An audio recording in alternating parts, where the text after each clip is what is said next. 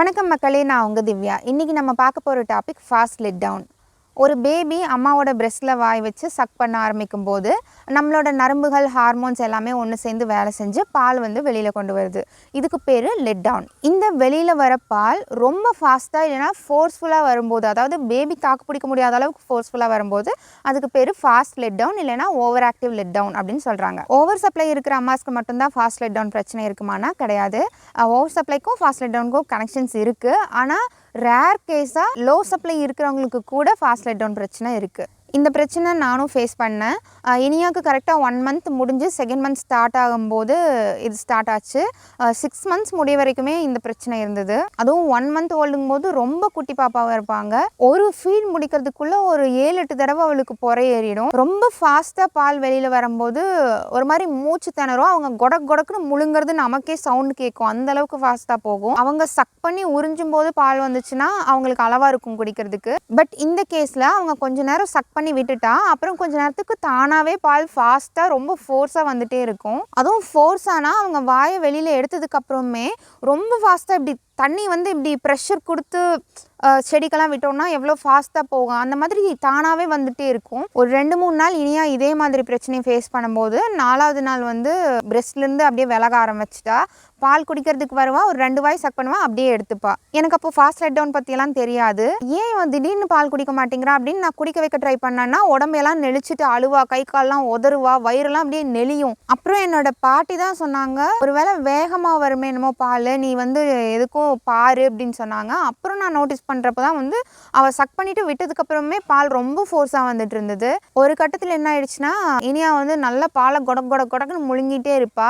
அது ரொம்ப வேகமாக உள்ளே போய் ரிஃப்ளெக்ஸ்னால போன வேகத்தில் அப்படியே எல்லாம் வெளியில் வந்துடும். கதக்கிறது இல்லை, கதக்கிறதுனா கொஞ்சோண்டு தயிர் மாதிரி கதக்குவாங்க. இது போன பால் அப்படியே பாலாகவே வெளியில் வந்துடும். எனக்கு ஒரு மாதிரி பயமாயிடுச்சு, எனக்கு கில்ட்டி ஃபீல் வந்துருச்சு. என்னடா பாப்பாவுக்கு ஒழுக்கமாக நம்மளால் ஃபீட் கூட பண்ண முடியல அப்படின்னு. டே டைம்லனா நான் எப்படியோ 1.5 மணி நேரம் 2 மணி நேரத்துக்கு ஒரு தடவை ஃபீட் பண்ணிடுவேன். அதனால டே டைமில் இந்த பிரச்சனை இருந்தாலுமே அவ்வளோ பெருசாக அவளுக்கு அஃபெக்ட் ஆகலை. ஓரளவுக்கு ஃபோர்ஸாக வந்தாலும் அவள் தாங்கிக்கிட்டா. நைட் ஒரு 3 hours 4 hours நல்லா தூங்கிடுவா. அப்புறம் ஃபீட் பண்ணும்போது எனக்கு நல்ல எங்கோர்ஜாயும் இருக்கும். அதனால ரொம்ப ஃபாஸ்ட்டாக வரதுனால அவனால் தாக்கு பிடிக்கவே முடியல. தொடர்ந்து இந்த மாதிரி ஒரு 1 வீக் இருந்துச்சு. அதுக்கப்புறம் அவள் சுத்தமாகவே நைட் டைமில் ஃபீட் எடுத்துக்க மாட்டேன்ட்டா. ஸோ நான் நைட் விடிய உட்காந்து எக்ஸ்பிரஸ் பண்ணி ஸ்பூனில் எடுத்து ட்ராப்பாக அவளுக்கு கொடுத்துட்ருப்பேன். இதுக்கு என்னென்ன மாதிரியான தீர்வுகள் இருக்குன்னு தேட ஆரம்பித்தேன். ஃபீட் பண்ணுற பொசிஷன் மாற்றுறது ஒரு நல்ல ஐடியா இதுக்கு அப்படின்னு நான் கேள்விப்பட்டேன். இந்த ஃபாஸ்ட் லெட் டவுன் பிரச்சனைக்கு நம்ம நேராக படுத்த மாதிரி நம்ம மேலே குப்புற பாப்பா படுக்க வச்சு பால் கொடுக்கறது பெட்டர்னு இருந்தது. ஆனால் என்னோட கேஸில் இது ஒர்க் ஆகலை. ஏன்னா டம்மி டைம் போட்டு பழகி நான் நேராக படுத்து என் மேலே படுக்க வச்சு அவன் என் மேலே ஏற ஆரம்பிக்கிறாளே தவிர பால் குடிக்கிறதுல கான்சென்ட்ரேட் பண்ண மாட்டேங்கிறா. தென் ஒரு சைடாக படுத்துட்டு ஃபீட் பண்ண ட்ரை பண்ணேன். இது எனக்கு கொஞ்சம் ஹெல்ப்ஃபுல்லாக இருந்தது. நானும் ஒரு சைடாக படுத்திருப்பேன், இனியாவும் ஒரு சைடாக படுத்திருப்பா. அப்போ என்னாச்சுன்னா ரொம்ப ஃபோர்ஸ்ஃபுல்லாக வர பாலில் எவ்வளோ அவனால் முழுங்க முடியுமோ அவ்வளோ முழுங்கிடுவா. வெளியில் எக்ஸசிவ் பாலை ஒழுக்கிடுவா. கீழே ஒரு மேட் போட்டு மேலே படுக்க வச்சு ஃபீட் பண்ணோன்னா எனக்கு கரெக்டாக இருந்துச்சு. அது எனக்கு கொஞ்சம் ஹெல்ப்ஃபுல்லாக இருந்தது. இருந்தாலுமே அந்த பொறையேறுற பிரச்சனையெல்லாம் இருந்துகிட்டே தான் இருந்தது. ஒரு நாள் என்னாச்சுன்னா ரொம்ப பொறையேறி ஒரு 2 minutes 3 minutes கண்டினியூஸாக இருமிகிட்டே இருந்தால் எனக்கு அது ரொம்ப கஷ்டமாக இருந்தது. இதுக்கு மேலேயும் என்ன பண்ணுறதுன்னு நான் பார்க்கும்போது நிப்பிள் நல்லா டைட்டாக இழுத்து பிடிச்சிட்டு அவளுக்கு ஃபீட் பண்ணோன்னா மில்க் கொஞ்சம் ஸ்லோவாக போகும் அப்படின்னு நான் படித்தேன். ஸோ அதை ட்ரை பண்ணி பார்த்தேன். இது வேணால் நல்லாவே யூஸ்ஃபுல்லாக இருந்தது. ஆனால் என்னென்னா எனக்கு ஒரு 4-5 நாளுக்கு அப்புறமா நிப்பிள் பயங்கரமாக வலிக்க ஆரம்பிச்சது. ஏன்னா நான் அவ்வளோ டைட்டாக இழுத்து பிடிச்சி பால் கொடுத்துருந்துருக்கேன். எனக்கு மில்க் சப்ளையும் கொஞ்சம் அதிகமாக இருந்ததுனால இந்த பிரச்சனை ரொம்பவே ஜாஸ்தியாக இருந்தது.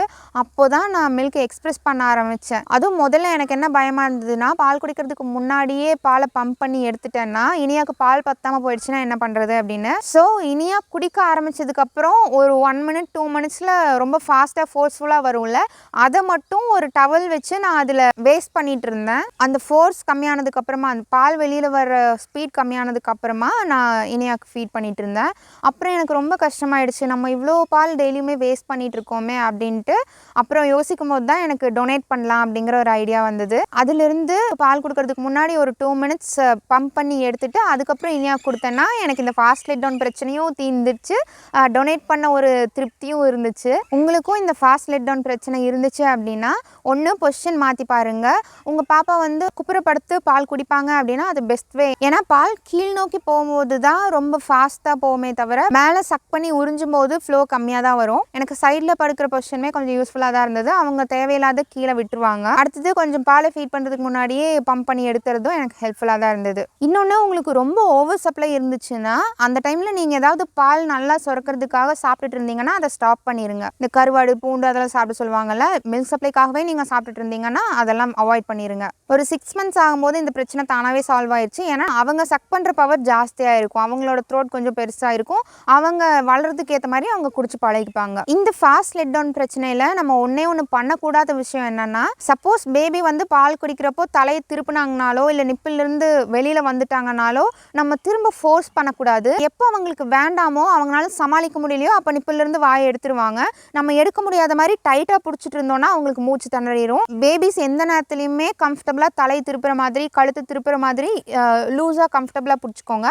ரொம்ப டைட்டாக ஹோல்ட் பண்ணிங்கன்னா ரொம்ப பெரிய ரிஸ்க் ஆயிடும். என்னோட எக்ஸ்பீரியன்ஸை நான் உங்ககிட்ட ஷேர் பண்ணிட்டேன். இந்த வீடியோ யூஸ்ஃபுல்லாக இருக்கும்னு நம்புகிறேன். அடுத்த வீடியோவில் மீட் பண்ணுறேன். Bye by.